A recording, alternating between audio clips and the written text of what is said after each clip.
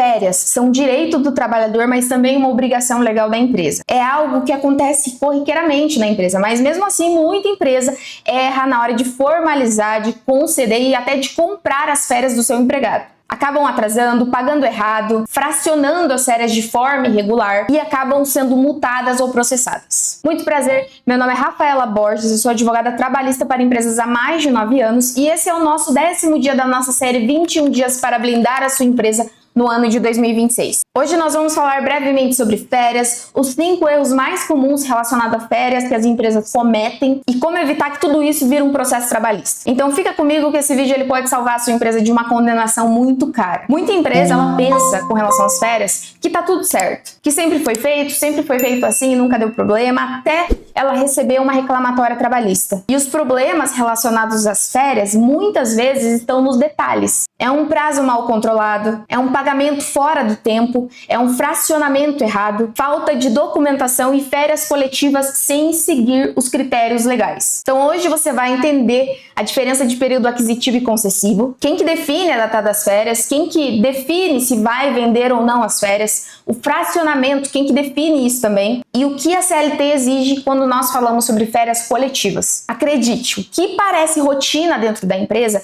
é uma das maiores causas de autuação que nós temos. Então primeiro sobre os períodos. O que é período aquisitivo e concessivo? Primeiro vamos falar do período aquisitivo. É o período de 12 meses de trabalho que nós contamos a partir da admissão, período em que o empregado ele vai adquirir o seu direito a férias. Já o período concessivo também é o período de 12 meses, mas posterior ao período aquisitivo, que é o período em que os funcionários eles vão usufruir dessas férias. Então, primeiro o funcionário trabalha 12 meses, tem esse período aquisitivo de 12 meses e depois passa para o período concessivo de fruição das férias, também de 12 meses. Mas atenção, se passa o período concessivo e a empresa não forneceu férias para o seu funcionário, ela tem que pagar em dobro esse período. Mas quem que define a data que o funcionário vai tirar férias ou não? É a empresa. Então, não é o colaborador que vai definir de forma livre que período, quando ele quer tirar férias. É a empresa que vai determinar isso. Agora vamos falar um pouquinho sobre a venda das férias. É possível sim a venda de férias, mas ela precisa seguir um mínimo e uma regra específica. Isso porque o funcionário só pode vender 1/3 do total de férias que ele tem. Isso é, se ele tem direito a 30 dias de férias, ele só pode vender 10 dias. Não é a empresa que define, que determina a venda das férias, é o próprio empregado. E para isso ele precisa ter uma manifestação por escrito, um requerimento de venda dessas férias. E esse pedido tem prazo, ele tem que ser feito com 15 dias de antecedência do término do período aquisitivo. Então prestem atenção no prazo, no quanto de férias ela pode ser vendida e também nessa formalização, que tem que haver pedido expresso do funcionário. Lembre-se, a empresa ela não obriga o funcionário a vender as férias, é ele, de forma livre, que manifesta a sua intenção de vender 1/3 das suas férias. Falar um pouco sobre férias coletivas, que o pessoal passou, muitas empresas fecharam, e concederam aos seus funcionários férias coletivas agora no final do ano, mas ela também tem regras específicas e formais. O primeiro é que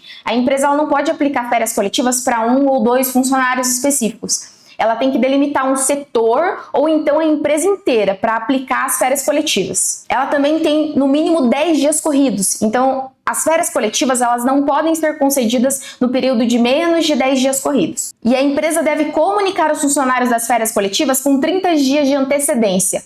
Também tem que haver a comunicação ao sindicato e ao Ministério do Trabalho, de pelo menos 15 dias. Agora, os 5 erros mais comuns quando nós falamos sobre férias. O primeiro erro é sobre quando vence o prazo e a empresa não paga em dobro. Lembre-se, se passou o período concessivo e a empresa não forneceu férias, ela tem que pagar em dobro. Não há negociação nem discussão quanto a isso. Segundo erro, pagar fora do prazo legal. Isso porque as férias, elas devem ser pagas com 2 dias de antecedência do início do gozo das férias. Terceiro erro, muitas empresas erram quando vamos falar sobre fracionamento de férias. Isso porque o período de férias ele pode ser sim dividido, mas em 3 períodos no máximo, sendo que um período tem que ter no mínimo 14 dias e os outros 2 tem que ter no mínimo 5 dias. Então precisa seguir esse regramento. E quem pede para fracionar as férias é o funcionário. Quarto, muitas empresas erram quando vão fazer a venda forçada do período de férias do seu funcionário. Lembre-se, a venda só pode ser feita e manifestada pelo trabalhador, a empresa não pode forçar isso. E você, empregador, precisa registrar esse pedido